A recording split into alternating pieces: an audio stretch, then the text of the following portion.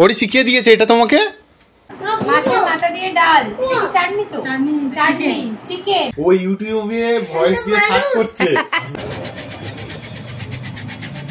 Hello guys, good morning সবাইকে। সত্যি মাইরির আরো একটা নতুন ব্লগ নিয়ে চলে এসেছি। আজকের অনেক তাড়াতাড়ি ওটা হয়েছে কারণ আজকে আমরা যাব অনিন্দিতাদের বাড়িতে। অনেকদিন ধরে আমাদেরকে যেতে বলছে, আমরা আর গিয়ে উঠতে পারিনি। অবশেষে আজকে সেই দিন আমরা যাব। আর আমরা কে কে যাচ্ছি জানতে হলে পুরো ব্লগটা দেখতে হবে। চলো এখন রেডি হয়ে নি। এখন শীতকালে মোয়া মানে নতুন জিনিস, আর যেখানে যাচ্ছি এখন মোয়া নিয়ে যাচ্ছি। ফের আজকের মোয়া নিতে চলে এসেছি।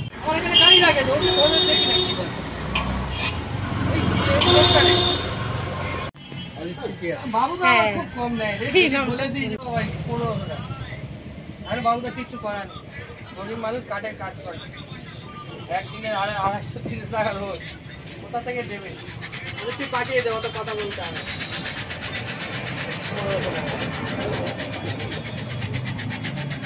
আমরা এখন দাঁড়িয়ে আছি সোনারপুরে, আর সোনারপুরে 4 নম্বর প্ল্যাটফর্মে এখন একটা ট্রেন আছে, সেটা কাটশেটে যাবে। আর এরপরে 11:56 ট্রেন আছে, সেটা ধরে আমরা চাম্পাটি যাব অনিন্দিতাদের বাড়ি। তো এখন দাঁড়িয়ে ওয়েট করি। সৌরভের আসার কথা ছিল, কিন্তু সৌরভ এখনো এসে উঠতে পারেনি, লেট করেছে সব জায়গার মধ্যে। ও পরের ট্রেনে আসবে। তো চলো এখন যাওয়া যাক। আমরা নেমে পড়েছি চাম্পাটিতে, আর এখন মৌলি আর আমি যাচ্ছি সামনের দিকে। একটু পরে চা খাবো, খুব চা খেতে ইচ্ছা করছে। যেখানেই যাই ফুটবলের সাথে দেখা হয়ে যায়, এখানে হয়ে গেল। ও যাবে ঘুটিয়া শরীফ। আমরা যে ট্রেনটায় নেমেছি সেই ট্রেনটা ধরার কথা ছিল, কিন্তু মিস হয়ে গেছে, তাই তো?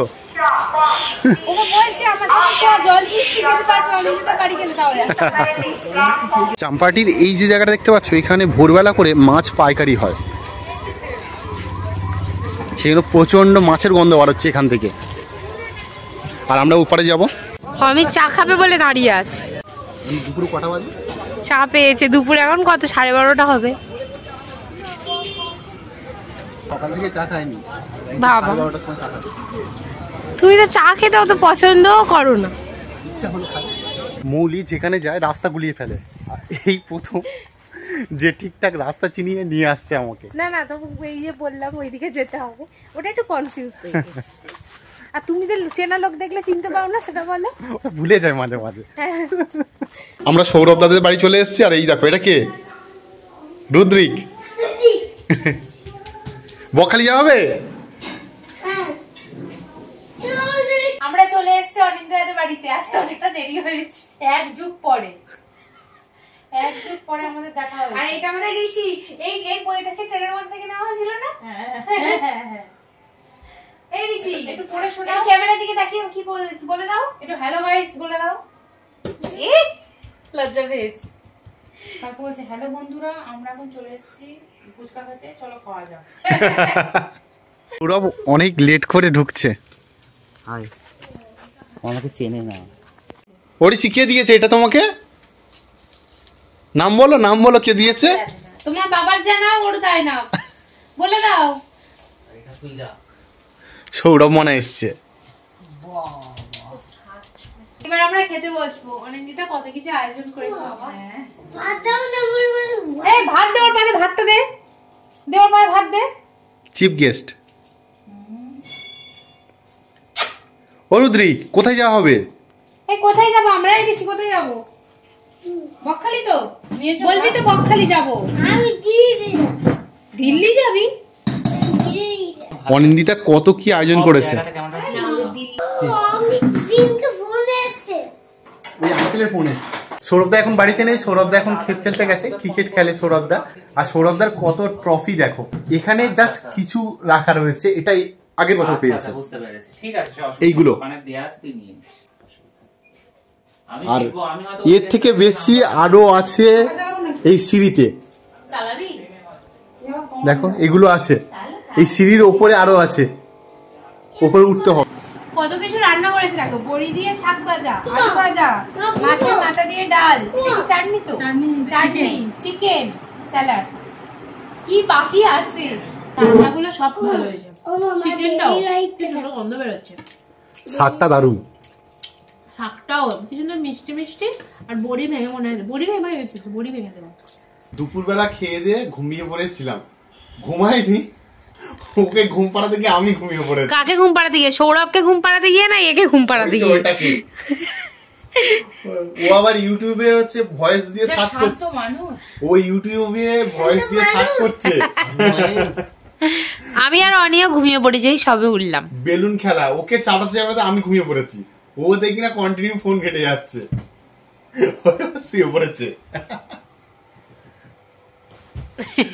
কি ঘুম হয়েছে? মনার বোধহয় এই সপ্তাহটা প্রচন্ড কষ্ট হচ্ছে, ওনাই কষ্ট হচ্ছে বলে ঘুমিয়েছে, আর আমরা বাকিরা ভাত পেটে পড়েছে, ভাত পেটে পড়েছে, ঘুমিয়ে গেছি। ও ঘুমিয়ে পড়েছে আর ওর সার নেই, ও দেখলাম নাক ডাকাচ্ছে। সৌরভ দা গিয়েছিল খেপ খেলতে, খেপ খেলা মানে ক্রিকেট খেলতে যায়, আর এখন খেপ খেলে চলে এসছে। সৌরভ দা ফাইনাল হয়ে গেছে? বাহ, আজকে বিরাট কোহলিও 100 করেছে, সেই আনন্দে আমরা 4 পকোড়া খাচ্ছি। সেই আনন্দে খাচ্ছিস?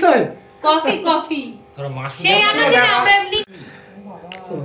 ও আচ্ছা, কফি আর পকোড়া এনেছে অনিন্দিতা, আমরা আনন্দে না এমনিই করেছিল। মানে আমরা আর আশা আনন্দে। রুদ্রিক, কোথায় তোমার কারেন্ট মেরেছে? হ্যাঁ, ওরকম যেটা দেখছিলাম ওখানে কারেন্ট মেরেছে। চলে আসো, তুমি খাবে না? খাবে না? আসো। দেখো অনিন্দিতা শাড়ির কালেকশন কত, ও শাড়ি ব্যবসা করে, কেউ যদি কিনতে চাও ওর সাথে যোগাযোগ করতে পারো, আমি নাম্বারটা দিয়ে দেবো।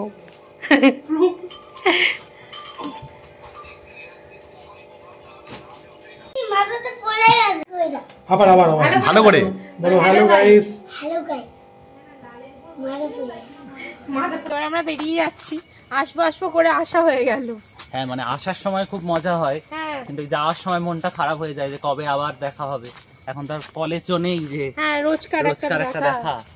তো এই আর কি। কতদিন তবে এই সময়টা যেন ফুট করে কেটে গেল। কেটে যায়। তবে আর আমাদের অনিন্দিতা সৌরভ এখন ব্যস্ত হয়ে গেছে। হ্যাঁ, কারণ আমাদের ওদেরও কয়েকটা লোকজন এসছে বাড়িতে।